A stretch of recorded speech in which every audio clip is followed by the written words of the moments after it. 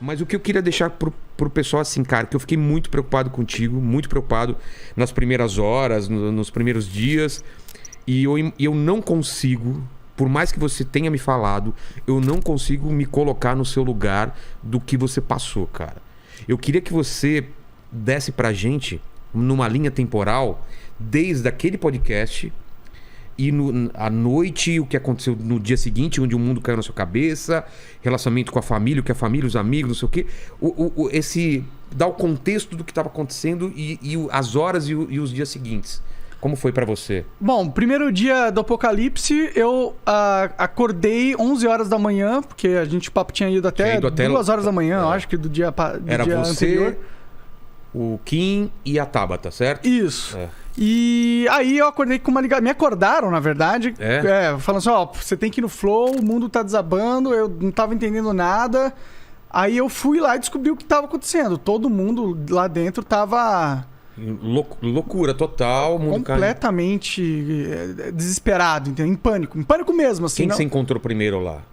Você encontra o Igor, você fala antes? Ou você... O Igor tava no Rio de Janeiro, cara. Putz, é mesmo, eles estavam indo pra falar com o Zico. Isso, ele e o David Jones. Isso. Então, você acaba falando com quem lá? Tava todo mundo que... Tava o André, que é o CEO, tava o Bruno, que é o CFO. Tá. E tinha uma galera lá. Esperando pra fazer uma reunião pra saber o que... As medidas a ser tomadas? Isso, exato. E meio que a gente já tava, mano... Puta, não vai dar pra tancar... Essa foi muito grande, a gente vai ter que dar algo. A estratégia que eles tinham era dar um corpo pra salvar. Literalmente mesmo. Não adianta só pedir desculpas, não adianta retratação. Não, primeiro a gente pediu desculpas, aí não ajudou. Então, mas isso. Piorou, inclusive. Isso fez parte da estratégia. Fala, tipo, faz um vídeo. Sim, eles falam, tem que pedir desculpa e tal. Eu falei, cara. Vou pedir desculpa, né? Por mais que eu não tenha defendido nada abominável como estavam interpretando. Como tem gente falando até hoje, deixar claro que você não defendeu em nenhum momento. Tá muito claro lá. É que você foi esticando o assunto, parecia que você tava defendendo. Você queria a liberdade de fazer qualquer coisa, até merda, entendeu? Até coisas absurdas, coisas, como fala... não é absurdo, é o limite, né? Na verdade, existe uma lei nos Estados Unidos que é a primeira... Isso, é isso que você estava falando. É a primeira emenda dos Estados Unidos, a maior democracia do mundo, né? O país talvez mais moderno que a gente tem, talvez o mais avançado nas questões sociais, há discordância sobre isso, mas eu gosto muito dessa lei. E o que essa lei diz? Que a liberdade de expressão é garantida, a liberdade de expressão e de associação, né?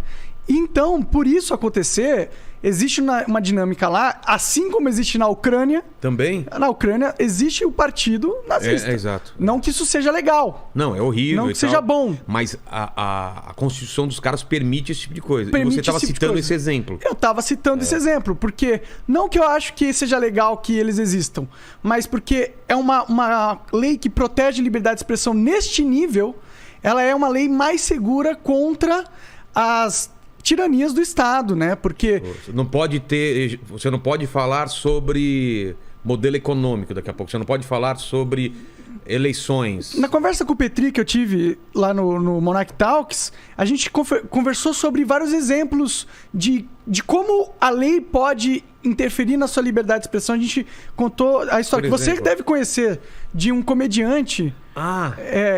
Carlin, eu sou ruim com o nome. George Carlin. Tinha umas palavras proibidas, né? Exato. O cara, ele, tinha umas leis lá que você não podia ser obsceno. Exato. Profano. Entendeu? Então, esses tipos de restrições à liberdade de expressão acabam matando a comédia, né? Por isso que eu acho importante você ter uma proteção ampla ao que se pode dizer, né? Então, em nenhum momento você queria... Não, eu acho que tem que ter aquele partido ou tem que ter aquele outro. Era só... Você estava discutindo a liberdade de expressão, mas depois a gente volta sobre... Na minha visão de sociedade perfeita, a gente tem a liberdade de ter, mas ninguém nunca criou. Porque não existe essas pessoas idiotas no mundo. Entendi. Não vai ter alguém que vai querer uma coisa tão absurda e bizarra desse jeito. Exato. Entendi. Mas sem que isso seja imposto pela lei, tá ligado? Isso tem que se dar de um avanço da sociedade. É que aqui é crime, né? Aqui é crime. Isso que pegou, entendeu? Você estava citando o exemplo dos Estados Unidos. Sim. Mas depois a gente fala mais sobre liberdade... O que é crime aqui é fazer apologia. Entendi. É você falar que acha certo a parada. Tá. Eu não estava falando que é certo a parada. Pelo contrário, Tanto que a gente você- estava discutindo como mitigar os efeitos da parada. Mas você disseram que você cometeu crime, você vai ter que depor em alguma coisa sobre isso? Ou não? Cara, está rolando uma investigação pelo MP Nacional, Federal, que eles vão ter que decidir ou não se eles apresentam uma denúncia como se eu tivesse feito apologia para ser julgado, entendeu? Entendi. Então, pode ser que aconteça algo assim. Pode ser que eles interpretem como se fosse isso, mas é uma interpretação muito rasa do que aconteceu. Porque alguns segundos depois e antes daquela fase, eu falo que nazismo é do demônio, eu falo que nazismo é errado pra caralho, que só gente idiota pensa isso. E então, tá claro ali na mídia que eu não estou fazendo apologia à parada. Eu estou contemplando uma visão de liberdade de expressão que é a mesma dos Estados Unidos, da América, que foi...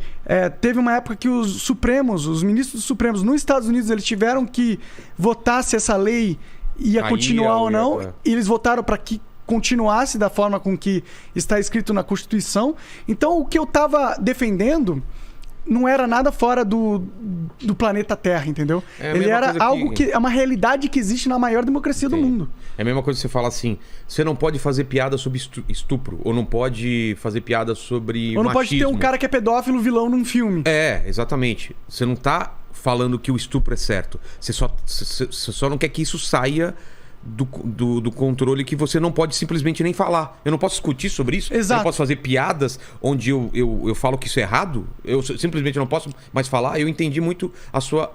Tanto que você me falou lá no seu programa que vocês... Terminou o programa, vocês não ficaram apavorados com o que poderia acontecer. Não. Foi normal. Tava todo mundo rindo, feliz. A Tabata, inclusive. Tiraram foto até, eu vi. Foi todo mundo sorrindo, todo mundo legal. Porque a gente entendeu todo o contexto da coisa.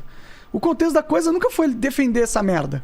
O contexto da coisa era liberdade de expressão. E tava também passando por uma parte de que porque queriam que fossem banidos livros falando sobre nazismo, entendeu? E eu não sou a favor disso, porque as pessoas têm que entender o que é justamente para evitar. E como que ela vai ler? Tem como que ela frase, vai entender? né? Quem não conhece a história tá fadado a repetir, né? Exato. Então, os erros que aconteceram, né? Então é exatamente isso que as pessoas estão propondo e que eu sou contra. Eu não acho que a gente mata um assunto fingindo que ele não existe. Jogando pra baixo do tapete. Sim. Existe o problema, existe gente que acha isso que legal, pensa isso. E a gente tinha que ver quem é. Exatamente. Na minha opinião. Exatamente. Tinha que ver quem é pra justamente saber como lidar. Exato. Pra evitar ou corrigir. Mas a sociedade não quer pensar sobre isso. E fazer com que isso não aconteça de novo. Exato. Concorda? Concordo. Então vamos lá. Aí... No dia seguinte, então, o primeiro papo foi tipo, faz um pedido de desculpa, e isso só atiçou ainda mais ainda a turba. Quer dizer, eu acho que o pedido de desculpa piorou ainda, né? Piorou a situação. Porque teve o papo que você fala que tava bêbado, e a galera fala, então quando tá bêbado, não sei o quê. Sendo que eu nunca tava defendendo não sei o quê. Eu tava bêbado e, portanto, eu não consegui me expressar da melhor forma, porque não sei se vocês já beberam, mas quando você bebe muito, a língua enrola, os pensamentos ficam desconexos. Fica uma lição também para essa nova fase sua de trocar ideia sobre, porque senão você não consegue nem argumentar às vezes. Claro, né? com certeza. Ainda mais porque lá você tinha o suporte do Igor, e agora é você sozinho, né?